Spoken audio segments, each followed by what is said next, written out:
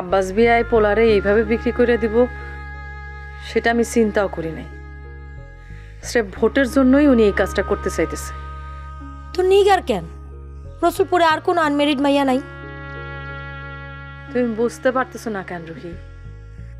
ওই রসুলপুরে নিগার হইল একমাত্র মাইয়া যে কিনা মুসলিম সরকার আর লীলাবতী সরকারের ফাইট দিয়া টিকা আছে, তাই তিনি নিগারে চাইতেছেন। আমি কিন্তু আপনার বিরুদ্ধে মিছিল বের করবো। ভালো চান তো আব্বারে ঠেকান। আমি কেন আব্বাস বেগে ঠেকাতে যাবো? আপনি যদি বিয়া করতে না চান না করে দেন। অবশ্যই করবো না, আমি তো রুহিরে ভালোবাসি। দীপালিরে তো ভালোবাসে। কি বললেন আপনি? সব জানে আমি, চোখ বুঝে থাকি না। আমার সাথে তাফালিং মারতে আসে অলিল আলগা তাফালিংকে ভয় পায় না। হ্যালো হ্যালো, লাইন কেটে দিলি না? শালার ভালো ভেজাল হয়ে গেল তো। খলিল মেম্বার কিছু করতে চাচ্ছে না, কেমনে কি করব?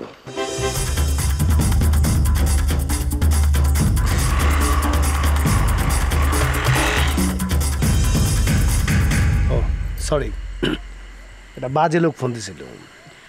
পরে আপনার কোনো ক্ষতি করবে না তো ওরা? না, আমার কি ক্ষতি করবে? চলেন। না, বেটার হয় আমি বাসায় চলে যাই, আপনার সময় নষ্ট না করি। তাই ভালো, চলেন আপনাকে আগে দিয়ে আসি। Thanks, no need. ভালো থাকবেন।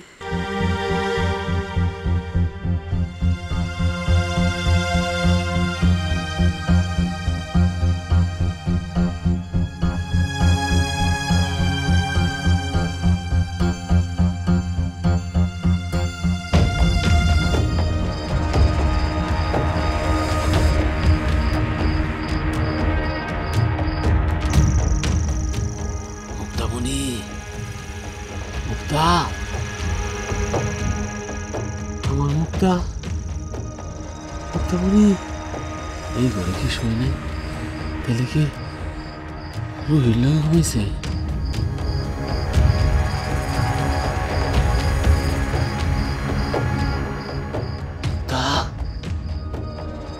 মুক্তামণি, আমার মুক্তা।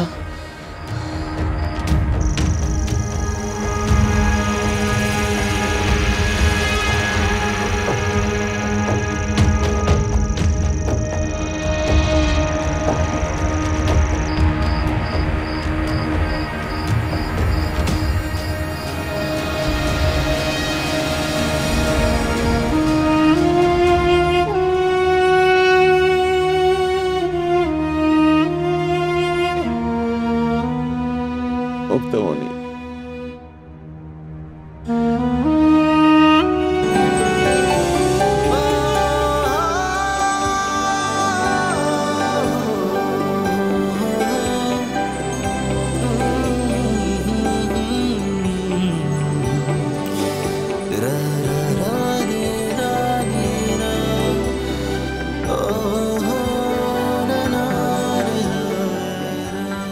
মুক্তামণি, আমার তুমি মাফ করে দাও।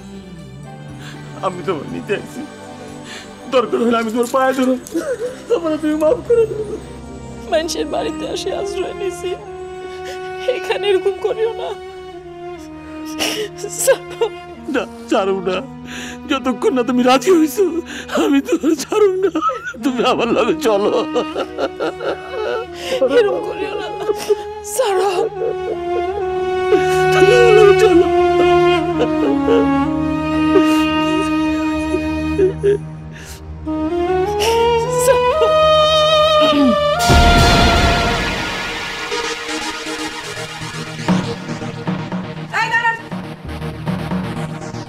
পালাইতেছেন কেন? আইসেন কেন? কি কইবেন কন? কিন্তু মুক্তামণি ভাবিরে নিয়ে যেতে পারবেন না।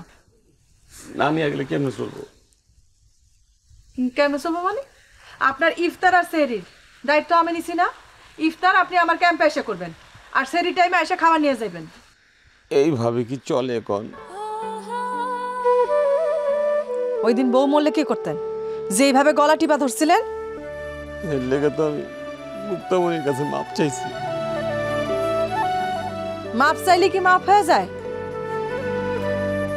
আপনার উপর যে তার অবিশ্বাস তৈরি হইল, ভয় তৈরি হইল, সেটার কি হইব? সব ঠিক হয়ে যাবে, খালি ওরে আমার লোকে যাইতে দেন। ওরে স্যার আমার চলবো না, সারা আমার ঘরটা খা খা করতেছে। আমি সব ঠিক করে ফেলাবো। আর আমি আপনার কথা দিতেছি, ওই উগান্ডার বিরুদ্ধে যে নালিশ করছিলাম ওইটা আমি তুলে নেব। গুটি ভাইয়ের লোক আমার এরকমই কথা হয়েছে। যাই কন না কেন, বিচার হইবই। আপনি যখন বিচার দিছেন, সালিশ বসবো, তারপর বিচার হইব। আমি সালিশ বন্ধের পক্ষে না।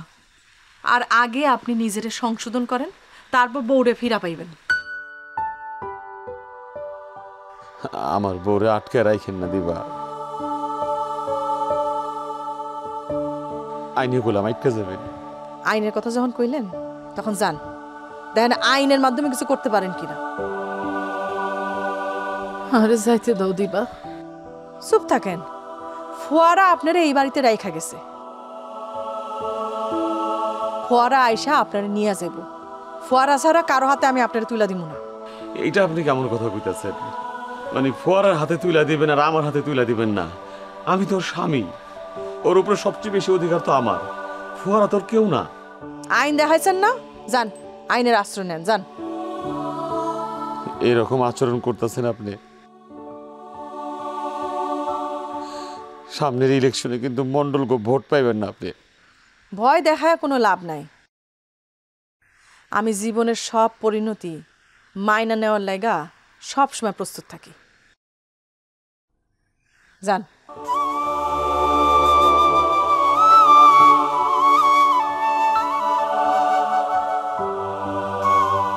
ছায়া লাভ নাই, যান। কি হলো? যান, যাইতেছেন না কেন? যাই মুক্তামণি, যাই।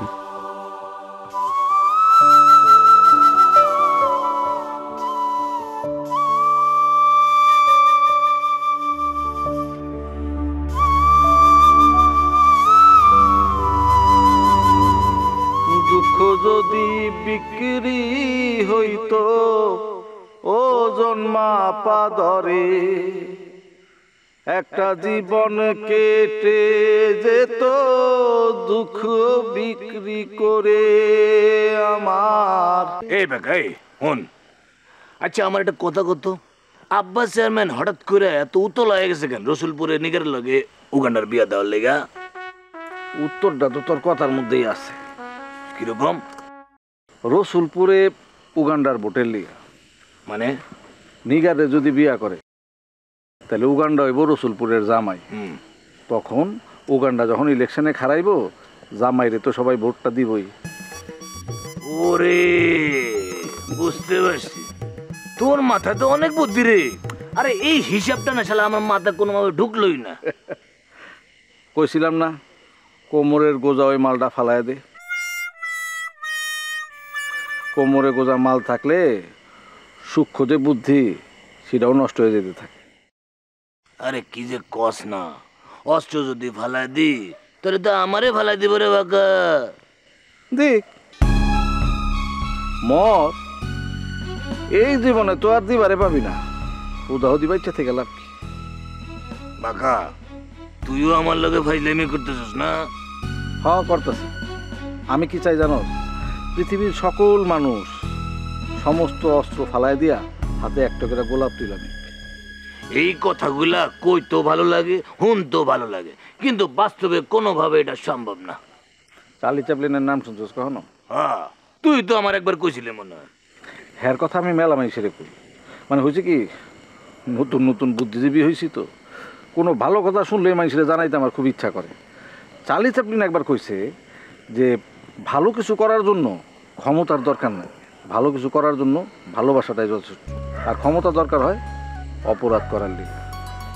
ভালো কথা কইছে তো, কিন্তু এই কথাটা তুই সব জায়গায় কইস না, তাহলে কিন্তু বাটে পড়ে যাবি গা। জানি।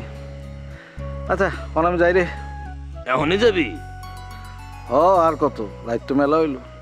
পাকা চল, আজকে তুই আমার লাগে আমগো বাড়িতে চল, আমার মায়ের হাতে রান্না খাওয়ামু। সর্ষা দিয়া ইলিশ মাছ রান্না করছে আজকে মায়। কসকি মায়ের হাতে সর্ষে ইলিশ, তাহলে তো খাওয়ানি লাগে। হ চল যাই। আচ্ছা ভালো কথা, কালা কি খাইতে পছন্দ করে রে? আরে দূর বেটা, চল তো। আমার মায় খাইতে পছন্দ করে না, খাওয়াইতে পছন্দ করে। আর তোর কথা মায়ের আমি অনেকদিন কইছি, মায় কইছে কি নিয়ে আসিস তো পোলাটারে, তোরে দেখলে আমার মায় অনেক খুশি। হ্যাঁ তাহলে তো যাওয়ানি লাগে। চল।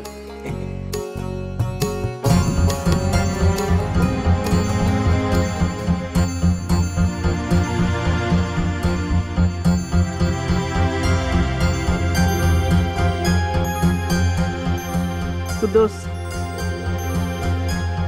খলিলার মতিন আইতাছে, আহার লগে লগে মতিন রে তুই দূরে সরাই নিয়ে যাবি, বুঝছস? ঠিক আছে। চল।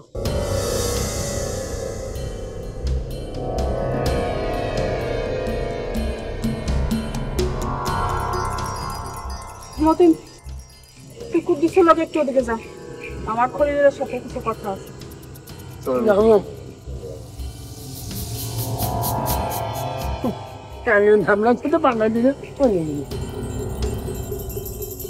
এত রাতে ডাকছেন কেন?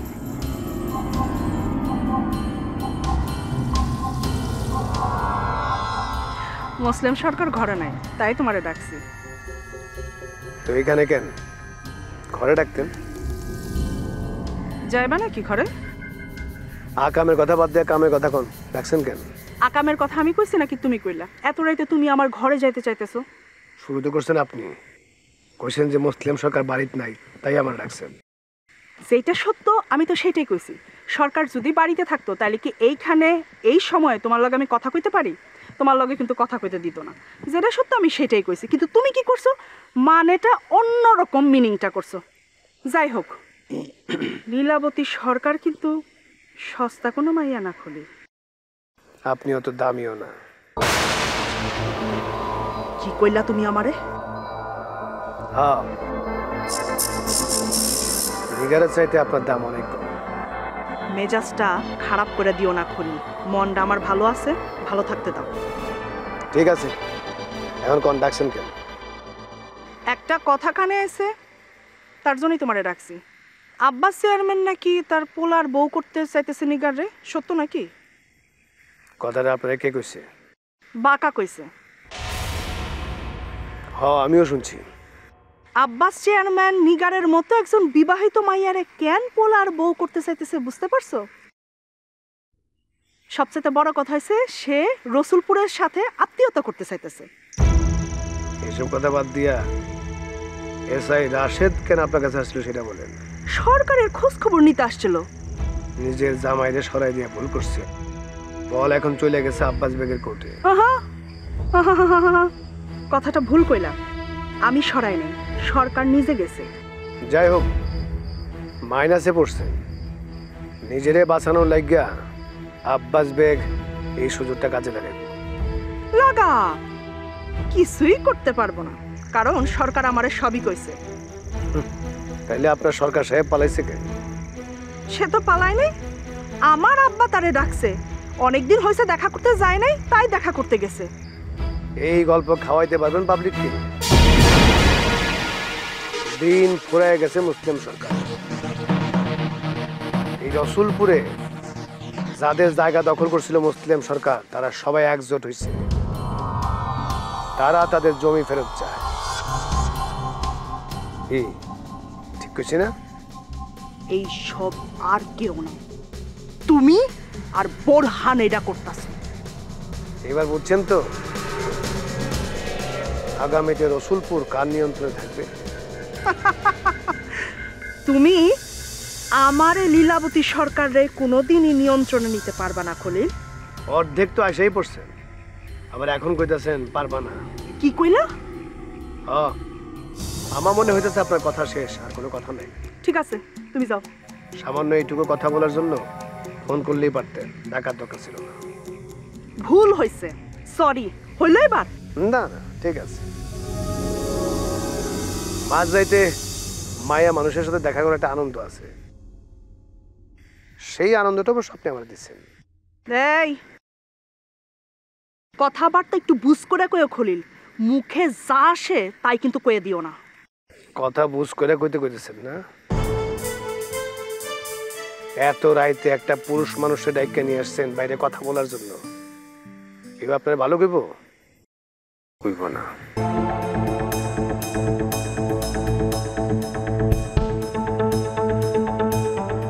অনেক বড় বড় কথা কইয়া গেলি খলিল, তোরে আমি এমন ফাঁসামু যা তুই চিন্তাও করতে পারতেছস না। সাত্তার ভাই, সাত্তার ভাই, ওই সাত্তার ভাই বাড়ি বাড়িতে দিই তালা কই গেল? এত রাইতে মসজিদে গেছে মনে হয়। কি রে বাকা, তুই এত রাইতে? হ্যাঁ, আপনার এখানে থাকতে এলাম। আমার এখানে থাকতেছিস মানে? বলছি যে মফিজ চাচার বাড়িতে অনেকগুলি মেহমান আসছে ঢাকা থেকে, সব বাইরে থাকতে দেওয়া জায়গা পাইতেছে না। পরে আমার এগুলো যে তোর ঘরটা ছেড়ে দে, আমার মেহমান থাকবো। আমি ছেড়ে দিয়ে আমি ভাবলাম যে ভাবি যেহেতু বাড়িতে নাই, আপনার এনে থাকি। এত রাতে কই গেছিলেন? রোহিগো বাড়িতে গেছিলাম। আনতে না থাকতে? কোনোটাই না, মুক্তামণি ডাকছিল তাই দেখা করতে গেছিলাম। মোটেই না, ভাবি যেমন মানুষ সে আপনারা জীবনও নিজে নিজে রাখবো না। আপনি নিজেই হেনে গেছিলেন। গেছিলাম। তোর কোনো সমস্যা? কোনো সমস্যা নাই। তাহলে চুপ থাক। থাকলাম চুপ, থাকার ব্যবস্থা করেন। আমি একা থাকুক। ওকে, মন্টুর ঘরে চাবিটা দেন কইলাই। ওই ঘরে চাবি আমার কাছে নাই, ফোয়ারা নিয়ে গেছে। খুদাই একটা পুরা মিছা কথা গেলেন, তাই না? মিছা কথা কইলাম মানে? যা আমার ঘরে ঢুক, খুঁজা দেখ চাবি পাস কিনা। লাগবো না, লাগবো না, লাগবো না। আমি অন্য জায়গায় যাইতেছি থাকতে। যাওয়ার আগে একটা কথা কয়ে যাই ভাই, বিপদ কিন্তু সবারই আসতে পারে, আপনারও আসতে পারে। আর তখন যদি দেখেন যে আপনার পাশে কেউ নাই, দেখবেন কতটা অসহায় লাগে নিজের। আমি এক শর্তে তোরে থাকতে দিতে পারি, যদি সালিশে তুই আমার পক্ষে কথা কস। এটা আপনি কেমনে ভাবলেন? উগান্ডা আমার ছোটবেলার বন্ধু, ছোটবেলার বন্ধুর পক্ষে না থেকে সালিশ আমি আপনার পক্ষে থাকুন? আচ্ছা যা তো। আচ্ছা ঠিক আছে, যাইতাছি, কিন্তু আমারে কিন্তু আপনার লাগবো, খুব শিগগিরই লাগবো। এই জবান দিয়ে কয়ে গেলাম। তরে আমার কোনোদিন লাগবো না, আর লাগলেও তোরে আমি ডাকুম না। আমগো মণ্ডল গোষ্ঠীর বহুত লোক আছে, তখন সরকার গোষ্ঠীর কাউরে আমার দরকার নাই। তাইলে ভাই এক কাম করেন, কালকে একটা মাইক ভাড়া করে এলান করে দেন পুরো এলাকায় যে আমার জানা যায় সরকার গোষ্ঠীর কেউ যেন না আসে। মরবেন না? মরবেন তো, অমরত্ব নিয়ে তো আর দুনিয়ায় আসেন নাই আপনি। বাকা, তুই কিন্তু খুব অমানবিক কথা কইতাছস। কইতাছি আমি বুঝা শুনে এই অমানবিক কথা কইতাছি, কারণ আমি একজন অমানুষের লগে কথা কইতাছি। কি কইলি তুই? অমানুষের লগে মানবিক কথা বলা অর্থহীন। খারাপ, তোর আমি সাইজ করতে ভাই ওই ওদিকে ক্যান্সেল করেন না, ঘুমের টাইমে চমকে ফাজিল কোথাকার, এত রাতে আইছে আমার বিরক্ত করার লেগে।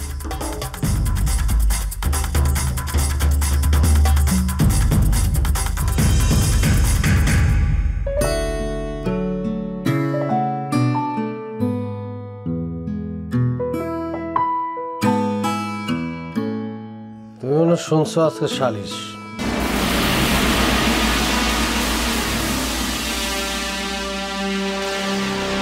কি করা যায় এটা কর। শোনো, আমি শুনছি সাত্তার উগান্ডারে জুতা মারতে চাইতেছে। এইটা যেন করতে পারে এই জন্য কাশেম মাতবরে সে গোপনে টাকাও দিছে। কি এখন? আর কাশেম মাতবর যার নাম দিছে হইল সিস্টেম। কে কি মনে করলো বা কে কি কইলো তাতে আমার কিছু যায় আসে না। তাইলে তার কোনো কথাই থাকে না চেয়ারম্যান সাহেব। তালায় যান, তবে ইফতারের পরে ওই খোলা মাঠে আইসেন, সালিশ বসবো।